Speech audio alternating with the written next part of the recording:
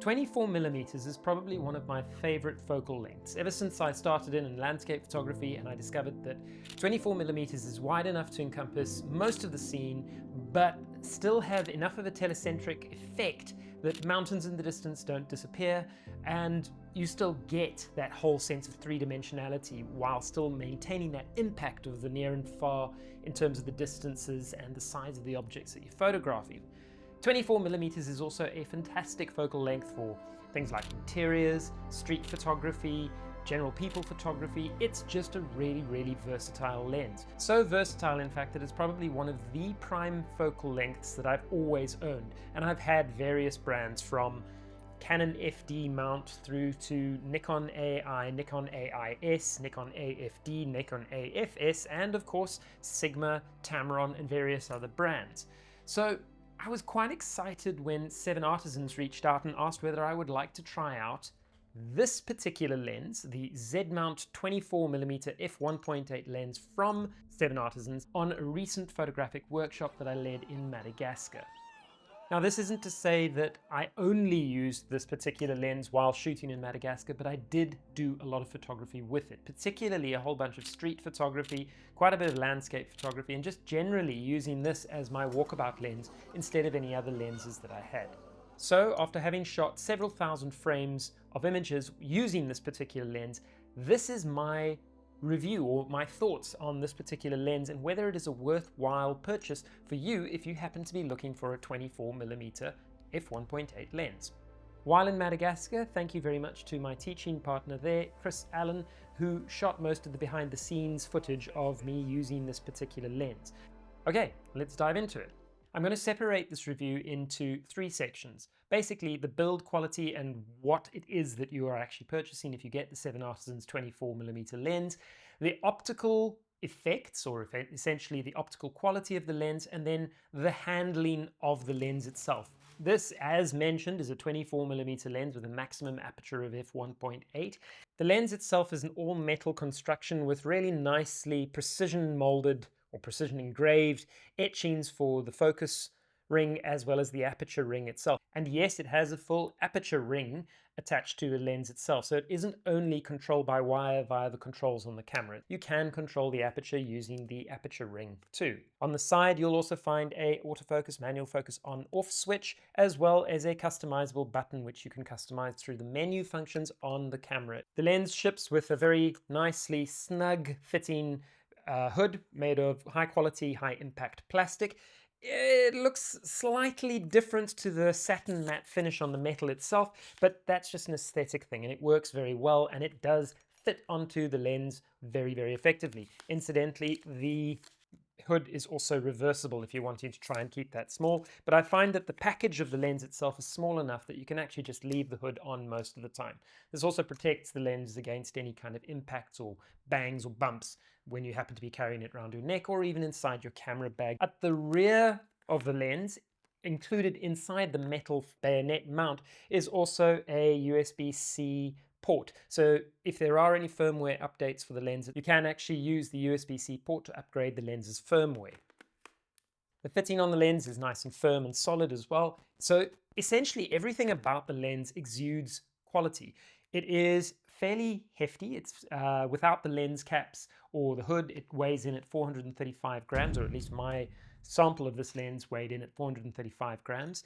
What it is missing, however, is weather sealing, and 7Artisans don't say anything about it in any of their marketing literature, but there are no weather sealing rings, whether it is internally or on the actual lens mount itself. So this is a lens you need to be aware of if you're going to be shooting in the rain. Having said that, it is reminiscent of older manual focus lenses, and quite frankly, weather sealing is a fairly new concept when it comes around to lenses. And I used to shoot quite happily autofocus and manual focus lenses in torrential rain long before weather sealing became a thing. So I wouldn't say that that necessarily puts me off using this in the rain or inclement weather. If there is one point that I do feel might be an issue in terms of weather sealing, it's the switch, the autofocus manual focus switch, which is the one piece of plastic on the outside of the camera. Everything else is really snugly constructed with seams that seem to overlock, and it feels like a quality, tough and durable lens, such that you could probably even drop it on the floor and it'll do more damage to the floor than to your lens. Internally, there are 14 elements in 11 groups. Not that necessarily means much to most photographers, but what is important is that it has 2 aspherical elements, 2 extra low dispersion elements, and 2 high refraction elements. So in theory, and certainly the MTF charts seem to indicate it, this is a very sharp, well-controlled lens in terms of the optical quality that you're going to be getting out of it. I'll have more to say about that when I start looking at the handling and looking at some of the example photographs that I shot while I was in Madagascar. Finally, the lens itself has a 62mm filter thread on the front, and the actual dimensions are 92mm by 72mm. So it's not exactly compact. It's more like a large muffin as opposed to a pancake lens. In fact, it's nowhere near a pancake lens.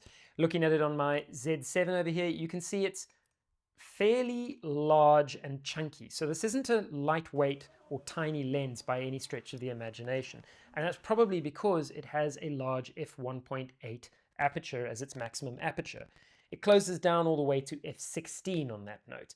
Now, importantly, the actual aperture ring itself is supposedly stepless, so you won't hear any clicking while you move it.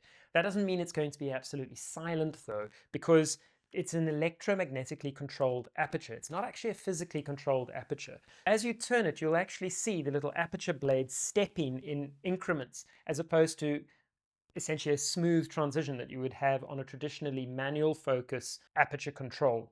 Fitting in with any Nikon users, though, the aperture turns in the correct direction. That's if you're a Nikon user and you're buying this for a Nikon camera, so Zmount. So in other words, as I'm holding the camera, a clockwise turn is going to change the aperture from wide open through to closed down. That is in line with all other Nikon lenses that still used to have the aperture control on them. And that's it. There's not much more to say about the actual external features of the lens itself. It's a good looking, full metal, very durable lens. So I was overall impressed when I first pulled it out of its packaging, and it stood up to a fair amount of abuse because I do not treat kit lightly when I'm out in the field. Optics are, of course, why anybody would want to really watch one of these videos, because they want to know how well the lens is actually going to perform. Now, because the lens has an f1.8 maximum aperture, you're going to assume that that is why you would look at a lens like this. f1.8 is going to let in a lot more light than an f2.8 lens, and potentially will throw the background into a nicer bokeh as well. How does it perform optically? Well, the good news is that pretty much when you're shooting at f5.6 or f8, you're getting the optical bestness out of the lens itself.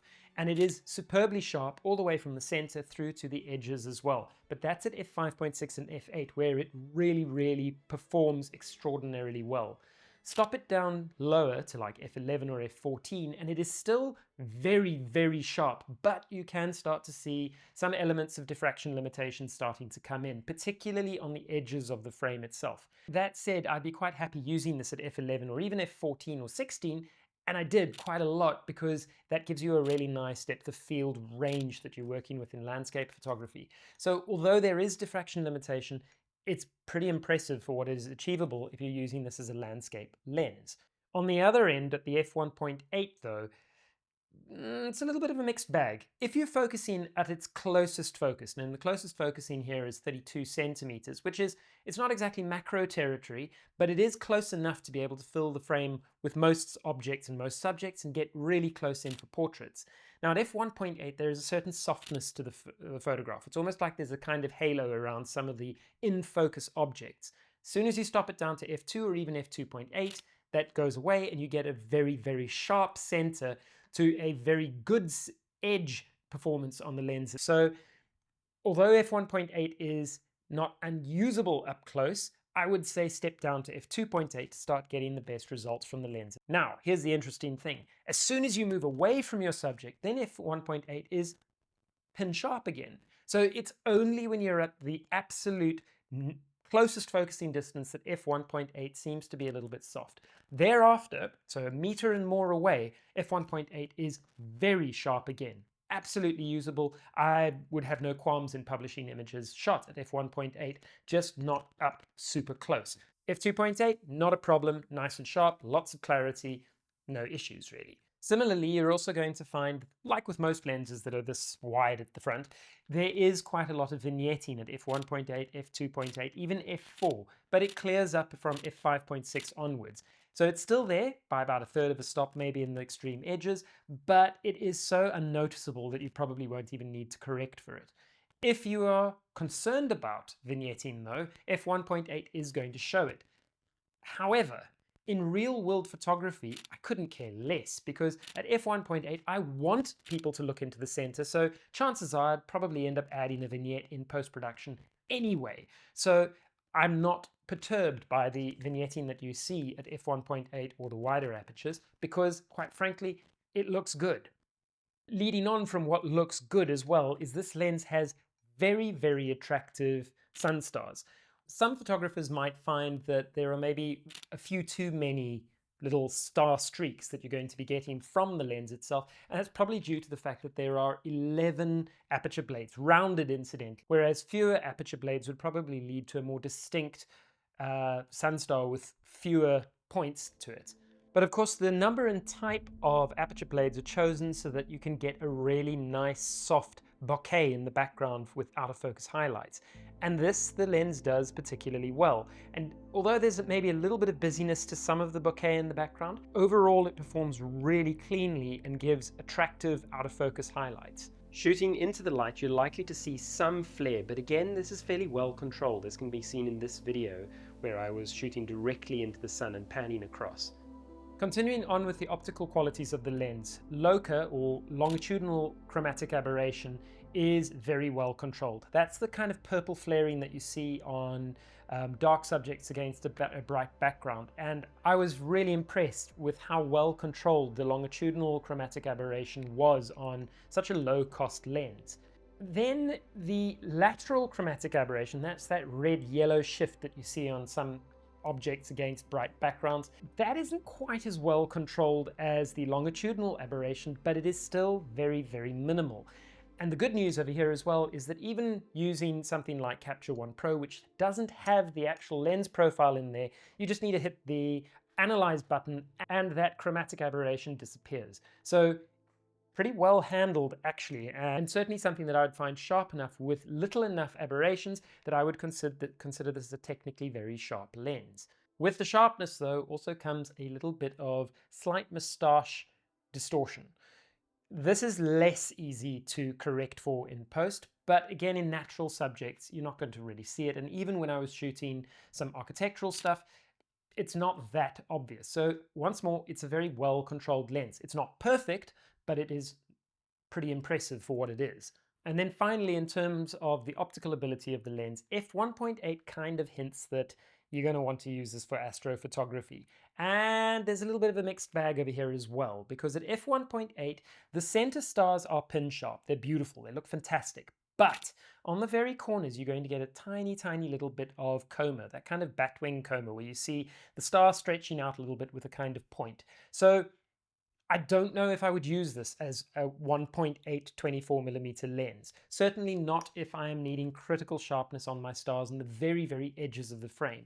However, drop down to f2.8 and suddenly you've got really, really good stars across the border of the frame. So for astrophotography, I don't know if I would treat this as an f1.8 except when I have to. Stopping down to f2.8 solves that problem, and quite frankly, f2.8 for astrophotography is good enough. Most of the photographs that I take of the Milky Way are shot at f2.8 anyway, so you do have a very good option for Milky Way photography or star photography with this particular lens, so long as you remember to drop down to f2 or f2.8 just to be able to clean up some of that coma in the corners of the lens itself. Just to quickly talk about the basic aesthetics of the image itself. The images are crispy and sharp, and they have a kind of color feel to them that's reminiscent of some of the older vintage lenses, but with the sharpness of a modern lens. That might be because of the coatings on the glass itself, but it was a look that I quite liked in the images, particularly for the travel photography images that I was looking at. They are sharp, really sharp. The color is nicely muted. You're not going to get, for instance, whacked out greens or reds, which you do sometimes get with some of the Mark lenses, where you feel that the greens and the reds are maybe a little too saturated. Rather, they are slightly more muted, which gives you more ability in post to be able to bring out the colors that suit your work itself. So it's a fairly neutral lens from that point of view. Personally, I like neutral because it gives me options at a later stage. Which finally brings me to handling on the lens itself. Now, I really enjoyed using this particular lens, and as a street photography or travel photography lens, I absolutely loved the snappiness of the focus. The focus was true and fast and jumped from subject to subject very rapidly and locked on very quickly. And that's saying quite a lot considering it's an f1.8 lens. So I didn't find that it searched much, and it worked well in both the AFC and AFS modes. So in terms of an autofocus lens for travel photography, this is fantastic. Really enjoyed using that. I also found that the weight in the hand, although it's not a light lens, it's quite comfortable and works well when you're shooting with it. I also really enjoyed the aperture ring. One thing in particular is I like to shoot a lot of my street photography in manual mode with potentially auto ISO, or fixing my ISO at about 400 and then changing my aperture to be able to balance the exposure while I'm shooting. Now, actually using the finger wheel to be able to adjust your aperture is a little bit slower than using the aperture control on the lens itself. So it's a very effective, fast way to be able to change your exposure on the fly while you're shooting. So I really enjoyed using the aperture ring here, and I just wish that Nikon would put them more readily on their lenses, because it works if you're doing street photography. It really does. If I have a criticism about the autofocus or the focus on this lens, it isn't actually with the autofocus, which I find very smooth, very fast, despite the fact that it is using a step-in motor. So the step-in motor probably contributes to the fastness or the briskness by which this is able to focus. But the manual focus is also focus by wire. It is not a helicoid focus that as you turn, the lenses move internally. Rather, what's happening is that as you turn your focusing ring, the little motor is going through the same steps that would be done with an autofocus. So manual focus is not going to have the same feel to it that you would have using a conventional manual focus ring. So in terms of video, I don't know whether doing a manual focus rack would potentially look that good. Shooting autofocus and choosing your points and fluctuating between them, you get a lovely smooth transition. But manual focus, at least on this particular copy of the lens, I found wasn't perfect. That's not to say it's not good. I mean, it is good, especially, again, if you look back at the price tag on this particular lens of $329, it is superbly good. Just, I know that it can be better using manual focus if you're wanting to do a focus rack. And I think that comes back down to my criticism of most modern lenses, not just 7Artisans, but all lenses that use electromagnetic controlling both of the aperture and of the focus when you're using it manually. And unfortunately, it just means that manual operation often feels stilted compared to the auto operation. So autofocus, fast, smooth, precise. Manual focus, not quite the same feeling. Unfortunately, any of the new autofocus lenses don't give you the same tactile approach to being able to focus or change the aperture ring as the older manual focus lenses do. Something else you probably need to be aware of is that if you are using the exposure preview on your cameras, if you are using the control on the camera, using the control wheels, not a problem, you will see the exposure preview perfectly, but as soon as you shift over to using the aperture ring, it only works so far and then suddenly stops giving you the exposure preview. So if you're working on a tripod and you're wanting your exposure preview, I would absolutely recommend that you stick with using the camera control as opposed to the lens control. But if you're shooting faster shutter speeds and you are trying to work on the fly, then the aperture ring is fantastic for being able to make very fast adjustments while keeping the camera to your eye. My overall impressions of this lens is this is a really impressive budget lens that punches quite far above its particular price tag. The Nikon equivalent of this lens is more than double the price. In fact, it's closer to 3 times the price of this particular lens. So you've got to ask yourself, what more can you do with the money that you save if you purchase this lens compared to, for instance, the Mark brand of the 24mm f1.8. And I believe the same is the case if you were going to shoot Sony and you were using the Zmount lens. if you're already a 7Artisans fan, this is a no-brainer. This is a fantastic lens with very sharp optics, very good handling, with a few small caveats, as I've mentioned, but overall a really solid performing lens that I have thoroughly enjoyed using over the last couple of weeks. I probably should have mentioned at the beginning, but I'm going to put it in here anyway as a disclaimer. The lens was provided by 7Artisans, but under the condition that I would have complete editorial independence in terms of what I say about the lens itself. And yes, I've really enjoyed the lens. Would I recommend it? Yes, I would actually recommend it. It is a good lens. If you're looking for a 24mm f1.8 lens that doesn't break the bank, then this should be, if not at the top of your list, very close to the top, because it is a solid performer. My caveats around it though are that you should only really think of it as an f1.8 lens when you're shooting with subjects that are not directly up close in front of you and you are not necessarily using it at f1.8 for stars. f1.8 for street photography though, this is beautiful. Absolutely fantastic. And I was able to get some really interesting nighttime shots shooting at f1.8 handheld with a high ISO. That's something you can't do with a whole bunch of other lenses that have much slower apertures. f1.8 just opens that up as a travel lens, and that is where this lens absolutely performs beautifully. It is a fantastic travel photography lens. So if you are wanting the experience of a prime lens as opposed to a zoom lens, and prime lenses by and large are often a lot sharper than their equivalent zooms, then this is a fantastic option and I would urge you to consider it. You can purchase these lenses from the 7Artisans online site, which I will put into the links below as well as in the bottom over here. You can also find them at your local distributors in whichever country you happen to be in. So the price for this lens is $329, which is exceedingly well priced in my opinion. That's it for my review of the 7Artisans 24mm f1.8 lens. If you've enjoyed the review or the video, please remember to pop a like and a subscribe into the various blocks around the screen. You know the drill. And if you've got any other questions that you'd like to pop, drop them in the comments section and I'll see if I can get a chance to respond to them. Once again, thanks very much for watching this particular video and I hope to see you again in a future video fairly soon. Till then, cheers.